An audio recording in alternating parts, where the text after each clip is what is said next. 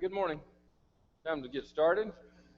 How's everybody's memory doing on learning all these 17 periods? Does anybody know them better than we did before we started?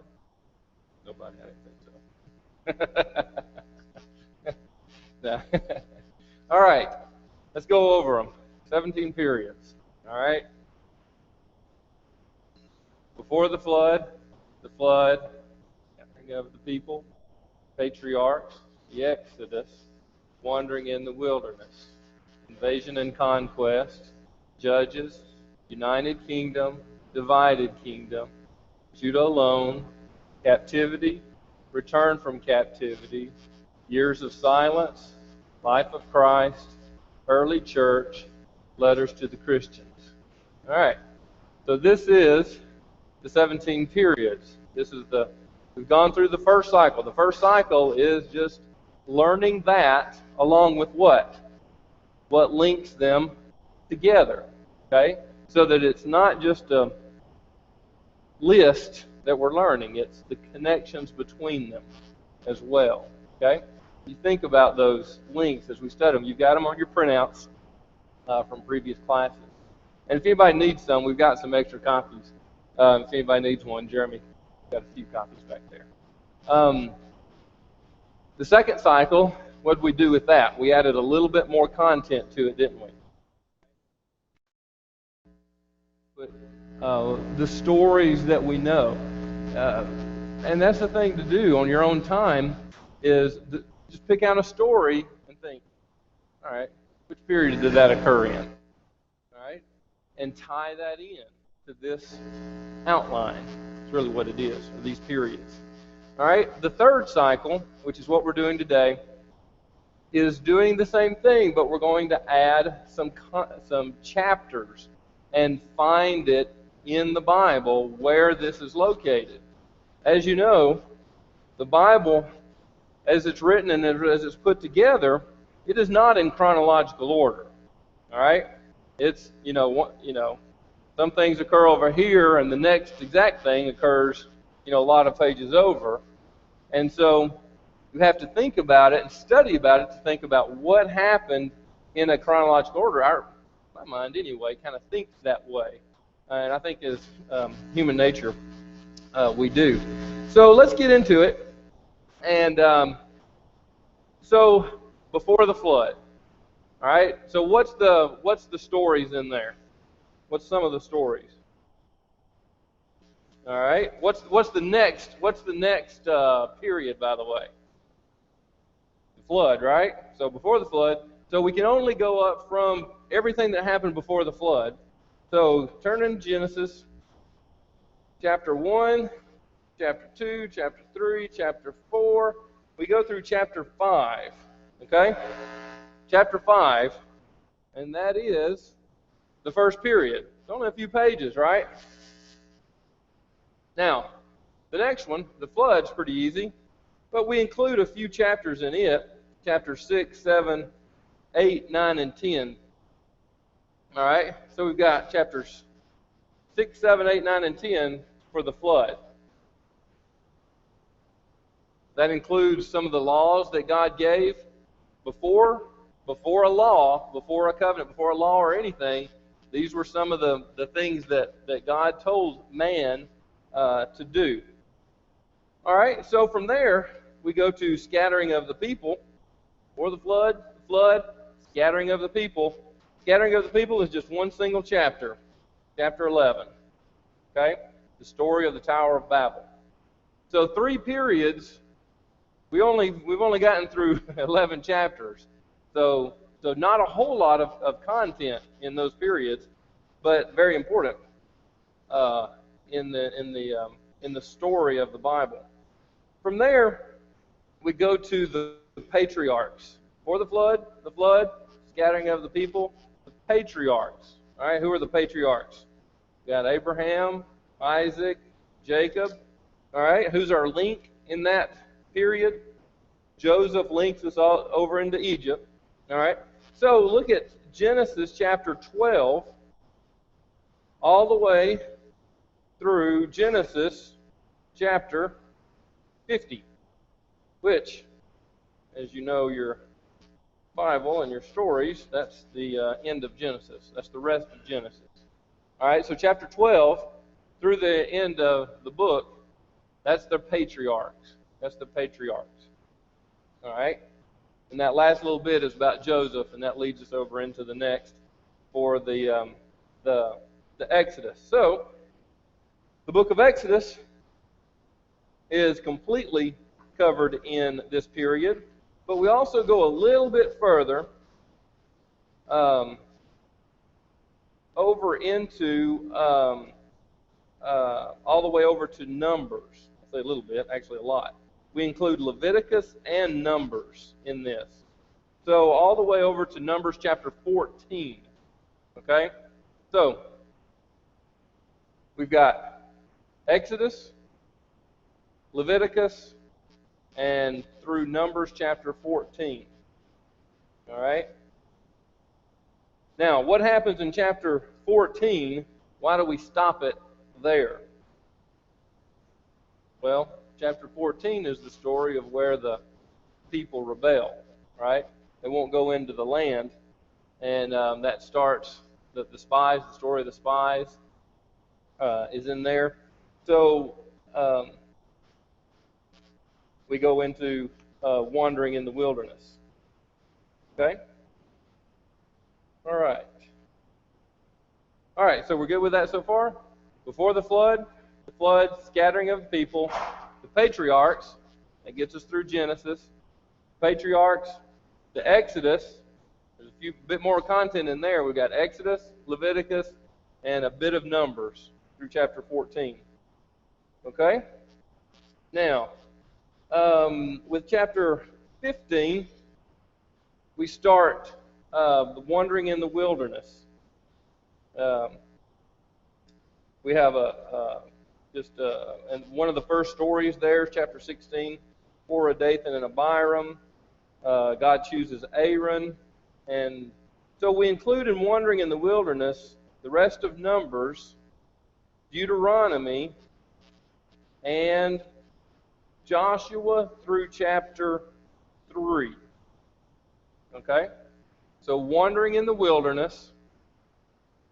So wandering in the wilderness is Numbers, the rest of Numbers, through Joshua chapter 3. All right? Now, Joshua chapter 3, what do we get into? Who takes over as leader? When Moses dies at the end of the wandering in the wilderness, Joshua takes over as leader, right? He leads them into the land. So that's our link into the next period, which is invasion and conquest. Joshua is the commander. He's the leader through the invasion and conquest. So invasion and conquest starts in chapter 4 and goes through the rest of that book, through Joshua. There's not a lot there. There's only 24 chapters in Joshua. So, but remember what the content is in there? We've got when they cross over, remember your map? Got the Mediterranean on this side. We've got the Jordan River flowing. They're camped on the east side of the Jordan, and they go over into the land, and that starts the conquest. They go in through a central campaign, then they go south, the southern campaign, then they go north, defeating all these nations there. And then what do they do after they've conquered it and subdued the land? They divide the land between all of the tribes. Okay? And then remember there was a few tribes who wanted the east side of the Jordan instead of being over in the land. They wanted the east side, so they were granted that, and they were the Transjordanic tribes, and they went back home during this period of the invasion and conquest. Okay? Once they got into the land, it was peaceful, right? But then what did they do? Because they hadn't destroyed all the nations completely like God had told them to, their neighbors. They intermarried, gave their sons and daughters, and intermixed, and there was an influence there on God's children, and they went over into idolatry. So we began the period of the judges, and God would send them a deliverer, someone who would lead them or teach them and bring them back out of that. And that happens a few times in the book of Judges as we read through that. So during this period of Judges, we have the book of Judges. We also have Ruth is during this time frame, okay? And we have part of 1 Samuel up until chapter 10, okay? All right, so through 1 Samuel 10. And it's in this chapter, in this, at the end of this is where they're asking for a king. They want a king, and God's going to grant them to. That it's not God's choice. It wasn't God's will, but they asked for it, and God says, okay, I'll give you the king like you want. And he gives them their king. So that's the Judges, Ruth, and 1 Samuel up through chapter 10. Then we see Saul, the first king, starting in 1 Samuel chapter 10. And we're going to go, this is where we get a little bit, up to this point it's been pretty logical. It's been, we're just following through the chapters up through here.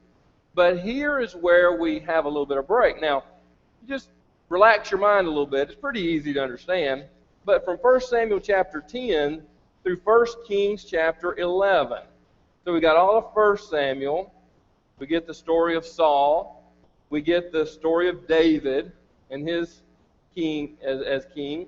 And we also have Solomon up through 1 Kings chapter 11. All right? So we've got that right there. 1 Samuel chapter 10 through 1 Kings chapter 11. Now, we also get some of that story elsewhere in the Bible. All right? So we get more information. Some of this, we read the same thing and a little bit more information in another section besides just this section that we're looking at. And that is in 1 Chronicles chapter 10. So turn to 1 Chronicles chapter 10. And starting in 1 Chronicles, now what happened to the first part of 1 Chronicles? Well, the first part of 1 Chronicle is genealogies. All right? So 1 through 10 is genealogies. But don't worry about that for the moment. But starting in chapter 10 and going through 2 Chronicles chapter 9.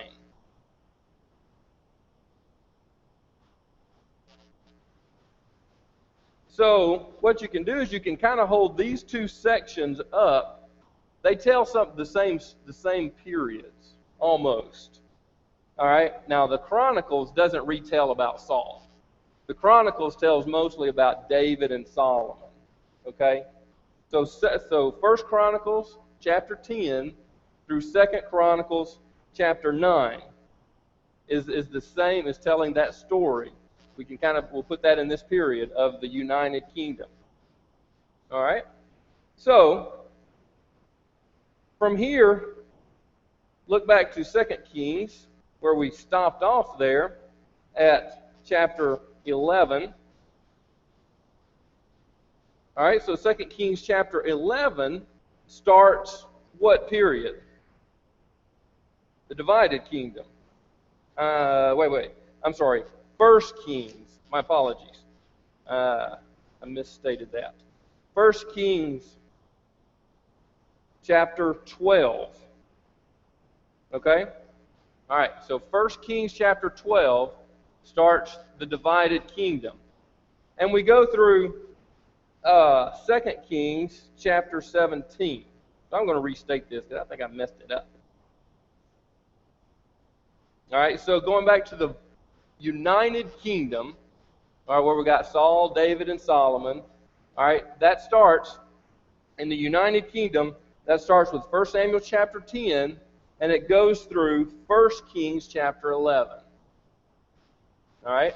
Then we start the divided kingdom right there at 1 Kings chapter 11 or 12, and that goes through 2 Kings chapter 17. Okay? That's the divided kingdom. Now, the divided kingdom is the same way as we saw in the united kingdom.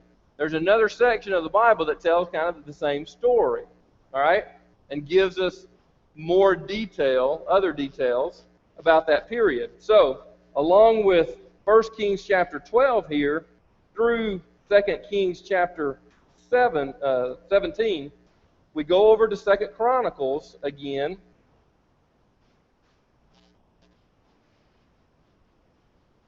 And 2 Chronicles chapter 10, starting there, going through 2 Chronicles chapter 29.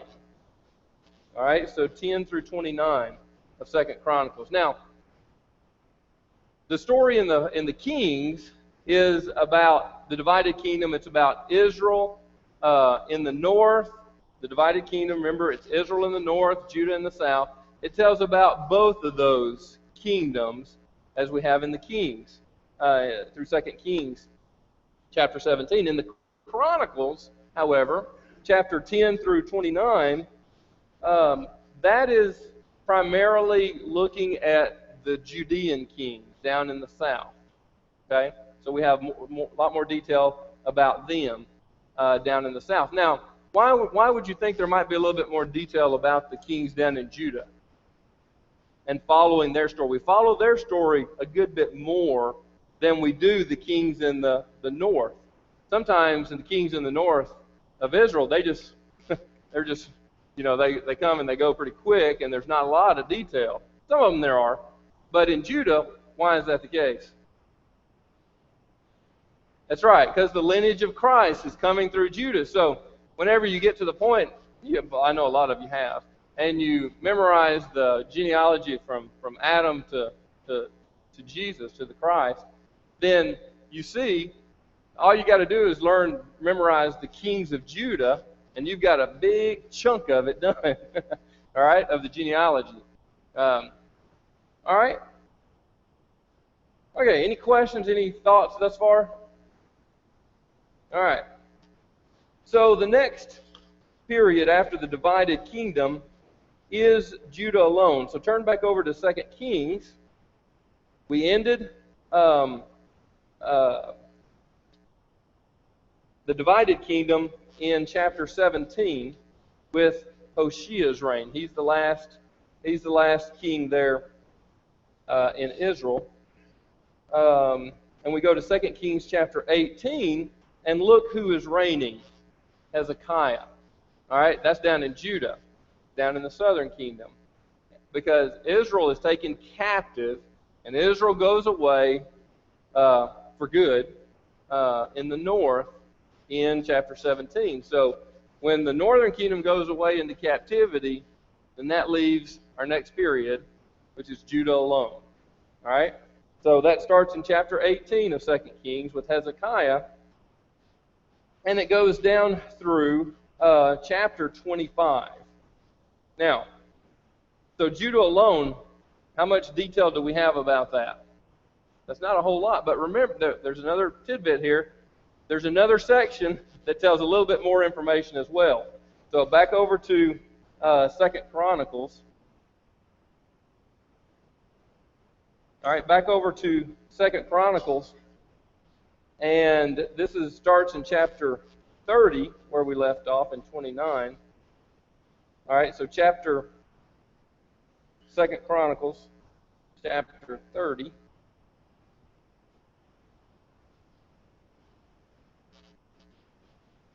Okay, so you can see right there in chapter 30, if you just read a couple of words there, Hezekiah.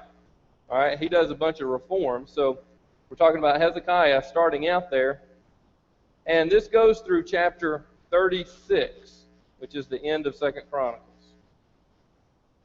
All right, so there's just not a whole lot of information at the end there of Judah. Now, why is this happening? Why did this happen to Israel? Why did they go off into why did the northern kingdom go off into captivity? Because of their sin, because of their idolatry. They turned away from God completely. Now, they went off into captivity. That left Judah alone. Why did Judah stay as a kingdom for a longer period? They didn't go down as fast, but they did eventually succumb, and they went over to idolatry and false gods, and they left God also. So then they go. But they're alone. They're Judah alone, and there's a few kings there. It doesn't take long as they're Judah alone until they go off into captivity. Now, you've probably heard about multiple groups going off into captivity. All right, to make that pretty simple, remember Israel up in the north, they went off into captivity. All right, they went off. Assyria came and got them, the nation of Assyria. All right, well, Assyria is over there, over in the Mesopotamia, off to the east. Right?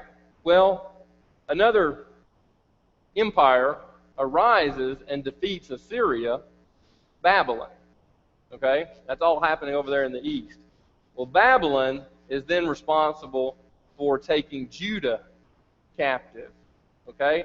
And in that invasion, or multiple invasions, Babylon would take groups over. Okay? So it wasn't, up in Israel, it was just a complete and total boom, they're gone. All right? Over into captivity. But in Judah, it didn't happen that way so much, because Babylon, who is now controlled over in the east, well, there was multiple times where groups went off into captivity. Babylon would come and grab a bunch, take them over. Then later, Babylon would come back over and take a bunch. And it even happened where some over in captivity, over in Babylon, were allowed to go back on occasion, okay? And we'll see a return, one of the next periods. But, so, we have Judah alone in this section, 2 Kings chapter 18 through 25, and 2 Chronicles 30 through the rest of that chapter. That gets us through Judah alone. So captivity, the period of captivity, remember, this is about Judah who is alone and their Babylonian captivity. Israel went away into captivity also, but that's not the captivity that we're talking about here. This is about those. And here's an interesting fact. It struck me one time going through all this, that somebody pointed it out to me. Do you think the captivity would be a good thing or a bad thing for a people? We would really not like it if somebody came in and took us captives and sent us away to some other place, would we? We wouldn't like that. I'm not saying they liked that, but here's what God was doing. God was taking his people, Judah, and putting them over here, and these were the ones that he was actually protecting. In a sense, these would be the remnant from these people over in captivity who would actually come back to Jerusalem as a remnant of God's people. So if that's the case, if these were the I don't know if these were the good ones and these were the bad ones, all right, the good ones went off into captivity. Who's left down here in Judah in the land? The not so good. This is actually in Jeremiah with the figs, the basket of fruits. All right, the bad ones, the people who just completely left God, they were just left down there. Guess what happened to them as they were just left down there? It was awful, invading, and it was bad for them. Okay, the people who were protected went off into captivity in Babylon, and who was over there? Who's the stories over there? So what books are we talking about over in captivity? Well, it's Daniel. Was he not an awesome character, a godly man.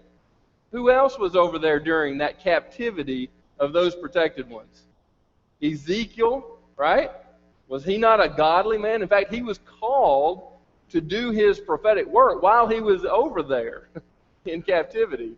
All right? So Daniel and Ezekiel are the men, the writers, the stories that we have of that captivity. All right? So Daniel and Ezekiel. All right. And going back to what I was saying earlier, that you remember the groups that went over, Babylon would take groups over at different times. Daniel and Ezekiel didn't go over at the same time. Okay, so Daniel was one of the first ones in around the early 600, 605 in that area. And Ezekiel didn't go until later in the 586 when Jerusalem was destroyed, actually. I think that's right. Somebody might check me. But okay? All right, so that's captivity. God's people are protected over there in Babylon. They're and Ezekiel's doing what? Especially Ezekiel. If you read through Ezekiel, he is preaching to them. He is called to tell them and to teach them to return to God, or there was to restore them spiritually, and to keep them so that they don't go off into the idolatry and everything of Babylon. All right. So in that last one, Jerusalem is destroyed. All right. Jerusalem is overrun. And Ezekiel's one of those who goes off into captivity at that point. And how long was that captivity? How long from kind of the very first, like I said, there was more than one group that went over, from the very first to the point, to the end of the captivity, where they were allowed, a remnant, a lot of them were allowed to go back, if they wanted to go back. How long did that last? 70 years. Jeremiah prophesied that before it ever happened, that this was God's plan. So this was God's plan, all right, that his people would go off to captivity, stay there for 70 years, and then a remnant would return. Okay? So, all right, and that's in Jeremiah chapter 25, where he prophesies that. All right, so the return. So who all is in the return? Let's look at the books first. And this is where we'll jump, it's the books here and there, and it moves it around. But Ezra is one, Nehemiah, Haggai, Zechariah, and Malachi being the last writer of the Old Testament. So Ezra, Haggai, Zechariah, Esther, Nehemiah, Malachi. Now, so if you look in Ezra, that's where we get some of the story of what happens. As they return, in the first return, we see Zerubbabel and Jeshua. We see those two men who come back in that first. And what do they do? What do they help rebuild? The temple, right? To get the temple rebuilt. Because when Jerusalem was destroyed, the temple was, destroyed along with it. So they come back. They're allowed to come back, and they start rebuilding it. They run into some, we'll say, lack of courage problems on their part in rebuilding, and a couple of more men come down, and that's Haggai and Zechariah, and they encourage them. They get them back on the right way. And they finished building the temple with Haggai and Zechariah there. We see the story of Esther. Okay? It was Esther and her, not her father, I guess it was her cousin, Mordecai, who looked after her, who kind of took her under him. She was his family. And so he raised her. But Esther, godly woman, put her neck on the line for her people. Right? Very, very courageous. So we have Esther in that. And who also comes back? Let's talk in Ezra a little bit more. Besides them coming back to rebuild the temple, at the end of that, Ezra's there, and what's happening there in this? It's kind of a first group comes back. They rebuild the temple, like Zerubbabel, Jeshua, Haggai, Zechariah. They come over, and then another group comes back. Ezra's one of those coming back into the land, and there's been some problems. You can imagine their spiritual state in general of the people, of the people, and they have. So Ezra is one of those who leads them to a spiritual restoration, you might say, okay? And he gets their hearts and their minds back to the Lord. In that, we call it kind of it's the second time that they come back. And then another return, and one of the names we will definitely remember is Nehemiah. He comes back, and what does he rebuild? The walls around Jerusalem, right? So we get in these people returning from captivity. There are about 3 of these you can think of. The first one, they come back and rebuild the temple. The second one, they come back and rebuild their hearts, a spiritual restoration. And then the last one, Nehemiah comes with them, and they rebuild the walls. And each one of those had tremendous challenges.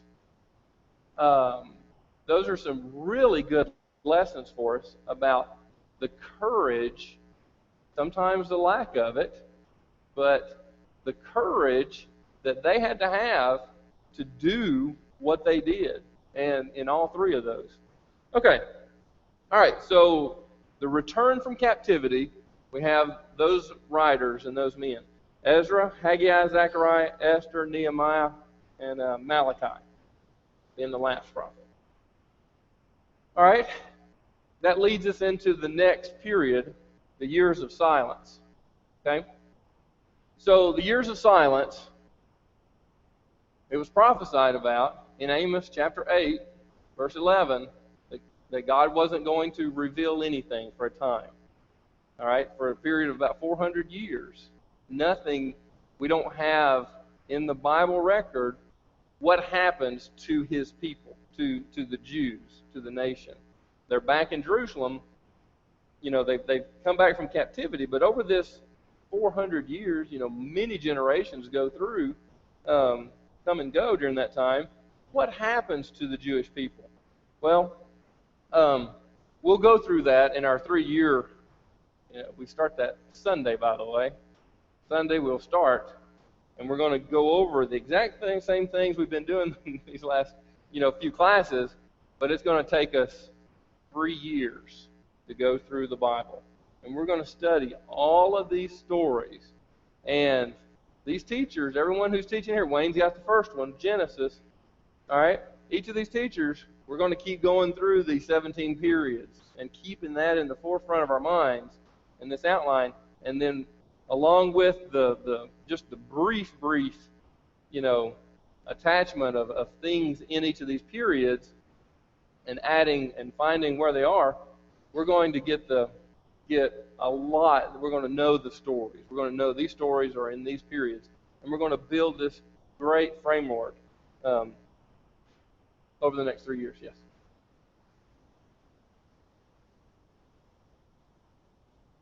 Yes.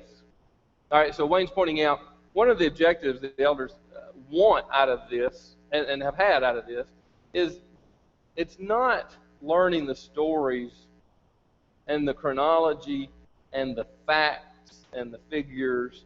It's not just that we're trying to learn. What are we trying to do? We're trying to grow spiritually, all right? So you don't do that by just studying history, all right? The reason we're going through this and taking 3 years to do it is because in all of these stories and all of these, this is God's plan for you and I. And it started in the beginning, before the flood. And it's keeping on going during our lives here. Right? So during this 3-year period, we will We will know the stories, we'll learn the stories, but there's lessons of who God is, how He operates, what He wants from His people.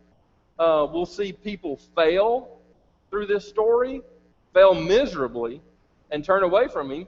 We'll see people rise up and honor Him and respect Him and worship Him. So we will learn all of those stories, those lessons, and those applications that we need in our lives. All right? Yeah, good point. Thank you. All right. So, the years of silence, it's extra biblical. In other words, it's not in the Bible.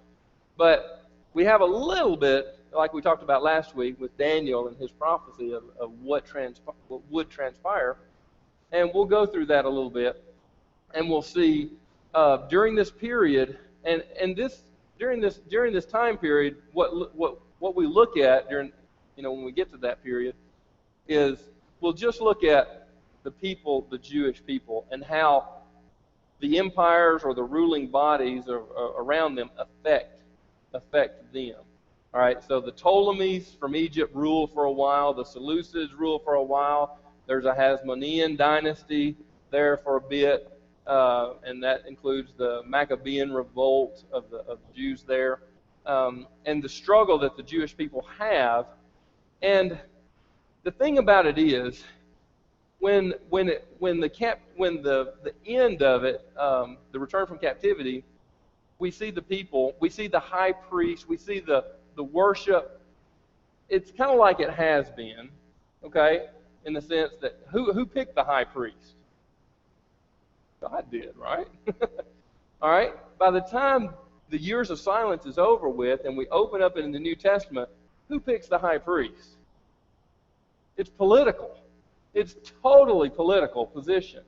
There's nothing religious about it except there's, the ceremonies and things that go along with it. It's the spiritual state, has just gone, out of the temple, you might say. And it's a different temple. It's Herod's temple.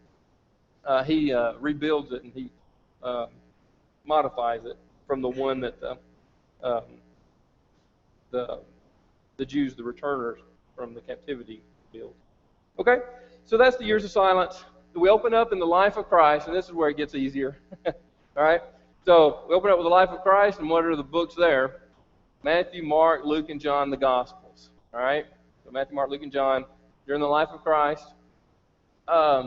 And then the early church, all right, that's history, that story for us is in Acts.